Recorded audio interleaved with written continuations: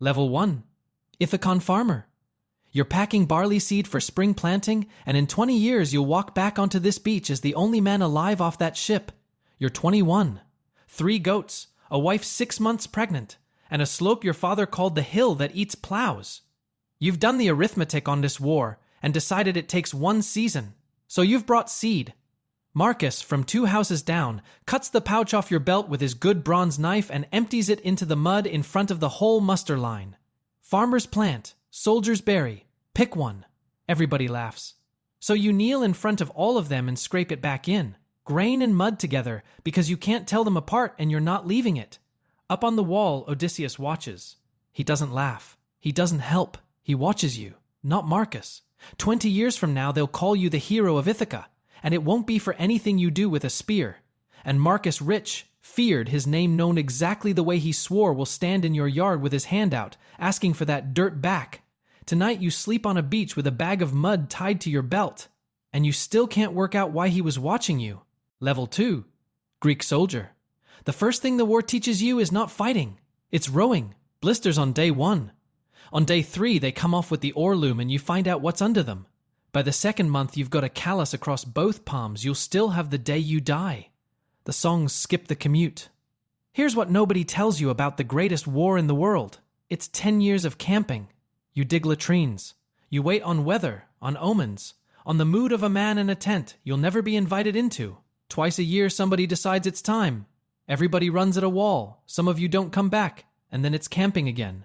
10 months in, a man off a supply ship tells you you have a daughter. Second hand, on a beach. 7 months late. Your first kill is a boy about your age. It happens in mud, and it takes much longer than anyone tells you it takes. An hour later, you're hungry, and you eat. That's the part you'll leave out for 20 years. Not that you did it, that your body just carried on being a body about it. You are, it turns out, mediocre with a spear. What you're good at is something you didn't know was a skill. You can feel a line about to break 3 breaths before it goes. The sound gets thinner. Men's feet start negotiating with them. It isn't courage and it isn't training. It's the farm. It's knowing which goat bolts first, because one always does. Damon has done 2 wars and still has all his fingers, which at Troy makes him a philosopher. Anyone can be taught where to put a spear, he says. Nobody can be taught to smell a line coming apart. Be useful that way, and you'll outlive the brave ones. He thinks about it. Which is worse, but it's longer. Meanwhile, Marcus goes at the wall first. Every time. And Keek's not dying. Men start saying his name at the fires, and not the way they used to say it about the boy with the good knife. He gets the front rank. He gets the shield position where the songs can see him. You get moved back to the reserve, which is how you learn that in an army. A promotion and an insult can arrive in the same sentence. Year 7, a night sortie. You feel the Trojan left start to go, that thinning in the noise, nothing else. You say it quietly. Nobody moves. You say it again, still quietly, because you're a farmer telling soldiers their business. Then the left folds and 24 men are about to be in a bag, and you scream it. The wing turns. It holds. 11 men walk off that ground who weren't going to. You get a cup of wine and no credit. You drink it on a rock with your hands shaking, and you understand something about yourself you don't much like. You knew 40 seconds before you said it. Troy falls in the 10th year, and it doesn't go like a battle. It goes like a fire. You never see Damon again after that night. You don't go looking. Nobody does. You look for Marcus, though. You find his shield and his belt lying together in a burning street. No body under them, no blood on either. You stand there long enough for the heat to start on your face. Then you say the words for him, because somebody has to, and you walk down to the ships to go home. On the beach, Odysseus is counting the crew off, and he gets to you, and he stops. He says your name, out loud. First time in 10 years. Not because you're brave. He says it the way a man says the name of a tool he's decided to bring. You're so glad to be picked that you don't ask what for. Level 3, veteran warrior. Because Odysseus knows your name, you're one of 12 going ashore. That's the whole promotion. 10 years of being right quietly, and the reward is that when there's an island nobody has a name for, you're on the boat. Goats on the hill. No smoke anywhere. Good water. And up the slope, a cave with a stone wall built across the mouth of it, a dry pen inside, and more cheese than you've seen in a decade. The crew wants to take the cheese and go. Odysseus wants to wait for the host, because that's how a captain comes home richer than he left. You meet the man, you accept the guest gift, you sail. It isn't greed, it's how business is done, and every man on that beach has had this exact argument with somebody who outranks him. You're not looking at the cheese, you're looking at the woodpile. Logs stacked to the height of 3 men, and not stacked, carelessly stacked by somebody who did the whole thing in an afternoon. And the milk pails. You have carried milk pails your entire life. You know precisely what a pail that size says about the hand that lifts it. You say it out loud. All of it. He hears you. He considers it. He overrules you. First time the read is right and ignored. Something comes loose in you that you won't be able to name for another 10 years. Then the daylight goes out of the doorway because the doorway is a stone now, and the stone is heavier than the 12 of you put together. 2 men that first night. Head first. It's quick and it's quiet. And afterward the fire is still burning and nobody speaks for an hour. You spend that hour counting the woodpile, because a woodpile is a calendar. If he burns that much a night, you know how long he means to stay, and that tells you how long you've got. 16 nights of wood, 2 men a night. You are not going to be here in 16 nights, so you and 3 others turn a green olive trunk like a drill, and you do the arithmetic on the only eye in the room, and at dawn you go out under the sheep with your hands buried in wool. The ram you're strapped beneath smells exactly like your father's flock. Exactly. It is the closest you have been to home in 11 years, and you are using it as a lie. You get about 400 yards of feeling good. Then Odysseus stands up in the stern and shouts his name back at the island. His whole name, his father's name, the name of the island he comes from, twice, so it carries. A rock comes out of the dock and misses the stern post by an arm's length, and men are screaming at him to sit down, and he says it again anyway. You sit there with your oar across your knees and you finally understand a thing you should have had 10 years ago. He does not want what you want. You want to go home. He wants to be known for having gone. Those are not the same voyage, and you have been rowing on the wrong one since you were 21. 3 days later, the wind stops behaving like wind. It comes from 4 directions in a single afternoon. It backs against the swell. The sea takes on a grain to it like wood. Odysseus tells the crew it's weather. You're the man who counts the wind. You've known weather since before you could reach a plow handle. This is not weather, and you say nothing. That's the first thing you do on that ship you'll still be arguing with yourself about for the rest of your life. Not something you did, something you didn't. Level 4. Odysseus Sailor. Land changes meaning. For 11 years, land was the thing you were trying to reach. Now it's the thing that takes men off you. The coast stops matching anything anybody aboard has sailed. Every green shape on the horizon stops being a relief and starts being a decision. 3 men eat something on a beach and won't come back, and they aren't screaming. They aren't lying in the sand with their eyes rolled back. They're happy. They're polite about it. One of them is Polites, who has rowed at the bench behind you since Odyssey. And he asks you very kindly what you think is actually waiting for you at the other end of all this. You don't have a good answer. That's the horror of it. He's being reasonable and you're not. So you drag him back to the boat by his belt while he smiles at you and tells you it's all right. It's all right. And you say it over your shoulder without thinking. I'm not letting go of you again. He laughs at that for a week. That night you open the pouch for the first time in 11 years and bite a raw grain of it. 11 years stale. It tastes like a stone floor. It tastes like the terrace after rain and the inside of your mother's house, and every spring you've missed. That's what puts you back on the bench in the morning. Not duty, not the king, a mouthful of dirt. The danger out here was never monsters. It's how good forgetting feels. Eurylochus is the one who won't go through the door. Every island, every time he counts the risk out loud, he votes to leave, and men roll their eyes. You don't. You like him. Somewhere in the second year you notice you agree with him more often than you agree with Odysseus, and you decide not to look at that too closely. Then there's the year, not trapped. That's the part nobody believes when you tell it afterward. There's a woman on an island with a haul and grain and wine and nobody shouting at anybody. And you stay. And the men get fat. Actually fat you watch a rower you'd have followed into anything fall asleep in daylight with a cup still in his hand. And you're the one who has to remind everybody they were going somewhere. So you don't argue about it. You cut a mark in the mast at each new moon quietly, the way you used to check the seed where nobody could see you do it. When there are 12 marks, you take Odysseus by the elbow, walk him over, and put his hand on the wood. You don't say anything. You don't have to. The ships are loaded in the morning. The sirens you never hear. You're at an oar with wax jammed in your ears, so all you get is the shape of it. Odysseus lashed to the mast, and his face. You can read faces. It's the one thing you have ever been good at. What's on his isn't curiosity. You don't tell anybody what you saw there. Not on the ship. Not ever. Not your daughter. On a beach 3 islands later, a shepherd trades you water and talks about a Greek captain working this coast who takes and doesn't trade. Black hull. A red eye painted at the bow. He describes the man's laugh. You put that away somewhere and don't take it out again for 2 years. And somewhere in all of it you stop counting days and start counting men. 44. You say the number to yourself every morning like a prayer, and it only ever moves one direction. Let me say one thing and then I will not bring it up again. A lot of you asked how I make this style of YouTube videos, so I gathered all my tactics for starting a channel like mine in this guide. If you want it, the link's below. Now let's get back to the video. Level 5. Seasoned Mariner. Odysseus takes you aside because you're the one who keeps the tally. That's the only reason. You're not his friend and you're not his second. You're the man who knows the number, and he needs somebody else to know it. 2 ways through the strait, he says. One is a mouth in the water that takes the ship.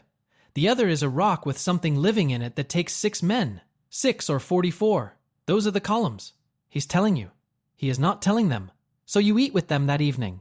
And here's the thing you have never said out loud to anybody. You catch yourself looking down the benches doing arithmetic. Which 6? Not on purpose, your head just starts. Because your head has been doing arithmetic on this crew for 4 years and doesn't stop just because you'd give anything for it to. You look at polites. You look away. In the morning he puts the fastest rowers on the seaward side and tells everyone to keep their eyes in the boat. You don't ask why the fastest rowers. You already know why the fastest rowers. Then the strait, and the noise, and the part nobody who tells this story afterward ever gets right.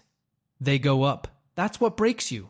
6 men leave a deck upward, which is the wrong direction, and your body understands it before your mind does. And on the way up, they don't call for gods. They call the names of men on the ship, people they can still see. People 4 feet away with their hands on oars. You've been ordered to keep the men rowing and to not look up. You look up. You reach for polites, and your hand closes on his belt, the same belt you hauled him back to the boat by on a beach with a mouthful of flowers in him. And the belt comes away in your hand. That's all it is. A leather strap and an empty hand. 400 yards later, the strait spits you into flat water and sunshine, which is somehow obscene. 38 men. He doesn't apologize. You wait a full day for it. What you get instead is this, quietly, at the stern rail. I chose 6 over 40. Do the arithmetic and tell me you'd have chosen different. And you can't. That's what ruins you. Not that he was cruel. He was correct. Being correct costs 6 men. And he'd do it again in the morning. And so would you. So you start keeping a second count. 2 columns. Men the sea took and men the captain spent. You tell yourself you're keeping it to be fair to him. And the columns are not the same size. And you know exactly which one you're really counting. That same month you put in at an island burned along one side. A woman there describes the boss on the leader's shield. A bull's head with the horns filed flat. You knew a shield like that. You last saw it in a burning street with no body under it. You tell yourself there are 1,000 shields. That night you untie the pouch and hold it out over the side. 14 years of dirt. A bag of the worst day of your life, carried through a war in a cave in a strait. It has never once been useful. And a man died 4 feet from you today, calling somebody's name. Your hand will not open. You stand there long enough that the man on watch asks if you're all right. You say yes. You tie it back on. Then you walk the length of the deck and tell Odysseus to give the tally to somebody else. He doesn't argue. He's the one who taught you what a number costs. So you go back to an oar. And for the first time since Troy, nobody on that ship knows how much food is left. Level 6. Shipmate. Nobody is counting, so nobody sees the bottom coming. That's the thing about a tally. It was never about the food. It was about one man being a week ahead of it. Now nobody is, and the wind dies. And 11 days later you're on a flat sea drinking rainwater out of a folded sail and chewing barley cake that's mostly weevil. You did that. You know you did that. You handed the count back because a belt came away in your hand, and 38 men are hungry about it. 5 of them die in those 11 days. You hear about the last one a day late, because nobody is keeping the list. Then, on the 12th morning, a sail, and it's Greek. You have never seen grown men cry the way they cry on that deck. Men who watched 6 friends go up a rock without a sound. That's what 11 days does. Then it comes close enough to see the bow. There's a red eye painted on it. And the man at the rail is heavier than anyone you've seen in a decade, with rings on the fingers of the hand that cut your seed bag open. It's Marcus. He isn't surprised to see you. That's the first thing that's wrong. He left in year 8, walked out of camp one night, down to the water, onto a hull he'd already paid for. The shield and the belt and the burning street, he put them there. So somebody would find them, count him dead, and not go looking for a deserter. You mourned him for 6 years. You said the words over an empty street. He has not thought about you at all. You can see it. There's no guilt being managed, because nothing is being managed. You simply weren't there.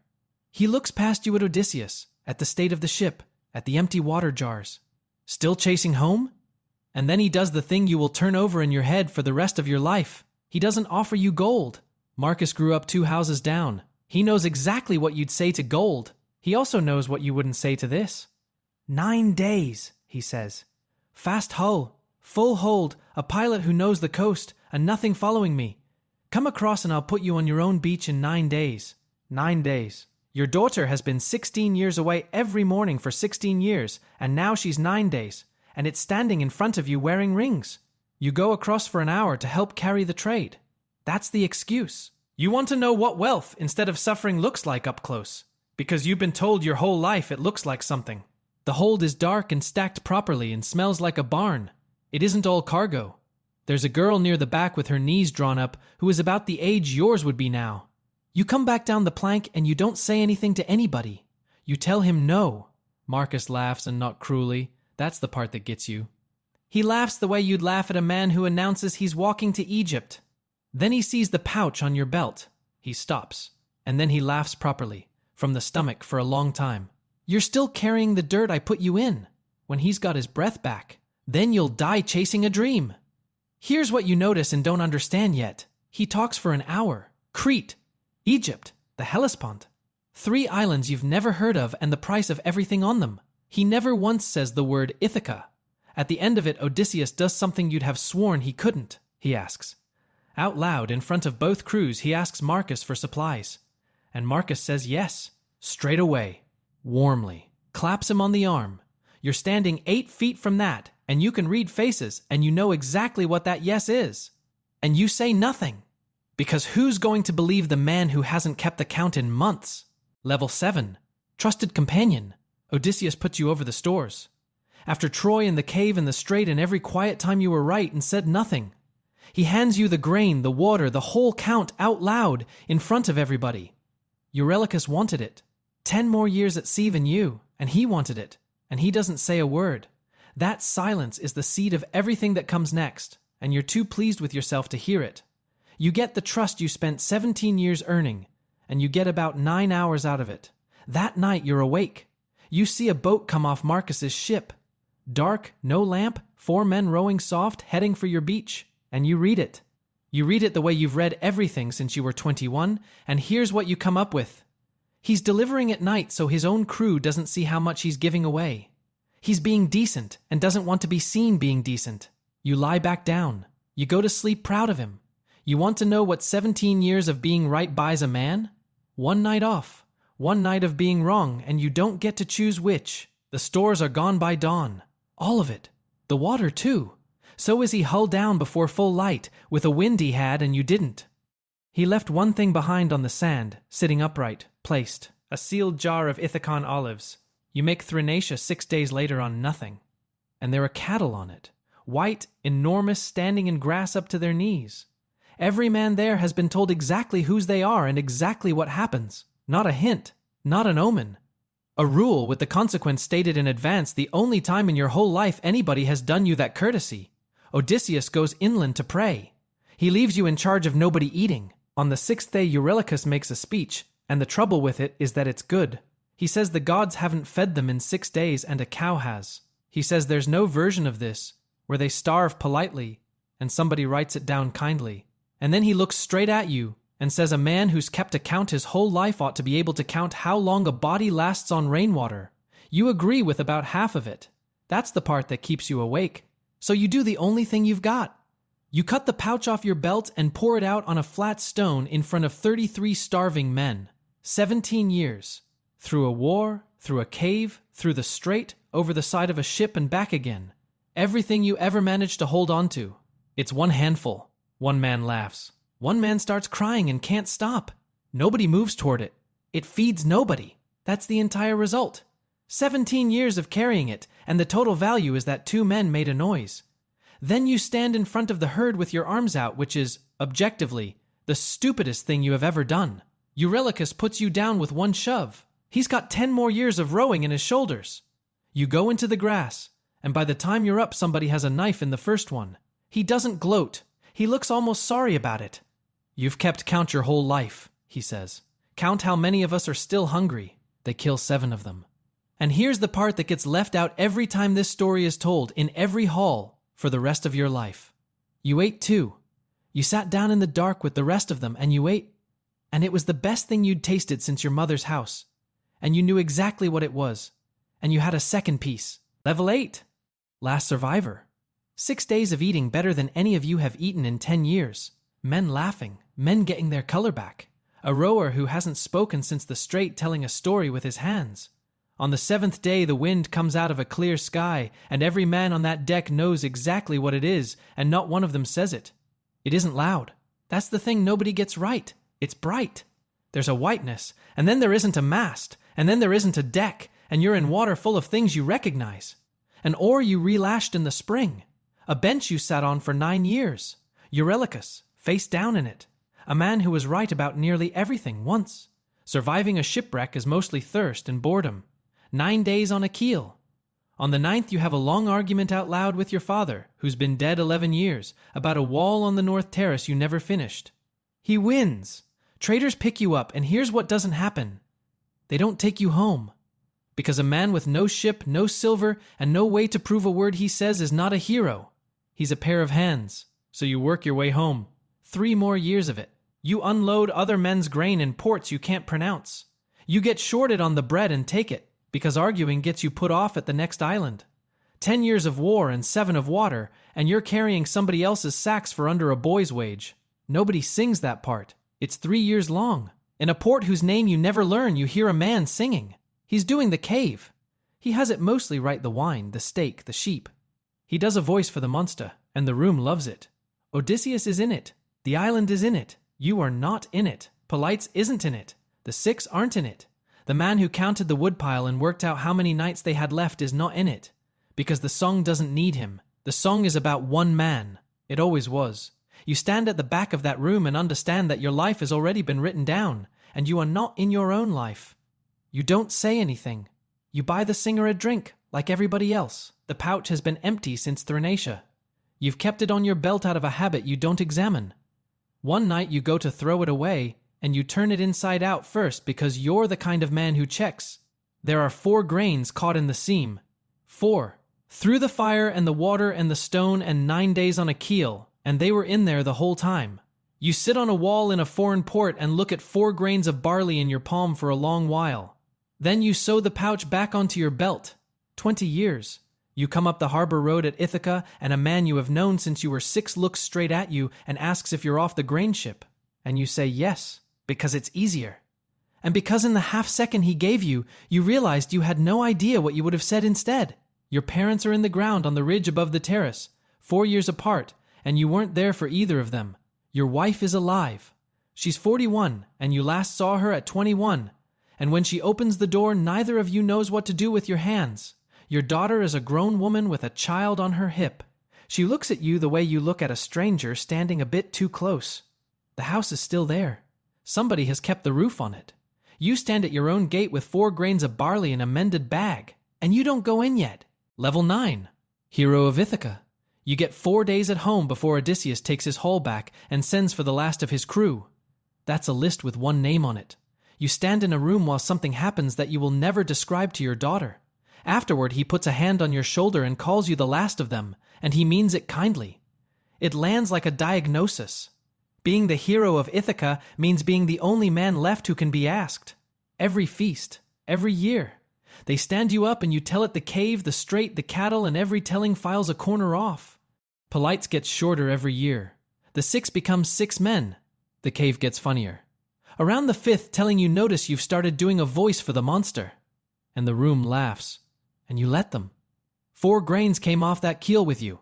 You put them in the North Terrace the first spring, and watched that ground like a man watching a fire. 11 springs later there's a field. Marcus comes in the spring of the 11th year. Old, heavy, ring still on. His name known from Crete to the Hellespont exactly the way he swore it would be on a deck at 21. Just not the way he meant. Mothers on 4 islands use his name to get children indoors after dark. He isn't broke. That would be easy. He has silver in a box on a ship with nowhere to put it. There's no ground in Greece that will take him. Every island he ever worked remembers, and old men start thinking about where they'll be put. So he came to Ithaca, the place he was born, and the one word he never said out loud in a whole hour of pricing everything from Egypt to the Hellespont. He sits in your yard and asks whether the island would let him be buried here. He has the silver. He just has nobody left to ask but you. You go inside. You come back out with the pouch. Same pouch. Mended twice. And it's full off the North Terrace, off 4 grains, off the dirt he emptied in the mud in front of the whole village when you were both 21. You put it in his hands. Enough to plant an acre. You were right, you say. Farmers plant, soldiers bury. He looks at it long enough for you to watch him work out that it's the one thing he owns he has nowhere to put. Then he closes his hand around it, and he takes it. Not because he's beaten, because a man with no ground has no pride budget left. Marcus wanted all of Greece to know his name, and all of Greece knows it. Odysseus wanted the songs, and men are singing them in ports that have never seen a Greek. You got the terrace, the barley, a daughter learning your face, and a wall to sit on at the end of the day. All 3 of you were paid exactly what you asked for on that beach. 2 of you should have asked for something else. Your grandson sits on the wall beside you at sunset. He's 11. Scar on his shin from a goat, and no idea yet what he's for. He asks which way Troy is. And you hear what comes out of your mouth. How the ships looked, drawn up on that sand for a mile. How the fires looked from the water. How a man stood on a deck in the dark and shouted his own name at an island and dared it to answer. You hear yourself making it sound good. He isn't asking where it is. He's 11, and he's asking whether he should go. Below you, the barley's coming in on the North Terrace, thin this year, but coming. And you point. Your hand is already up. If you like this story, subscribe for more, and comment below what video I should make next.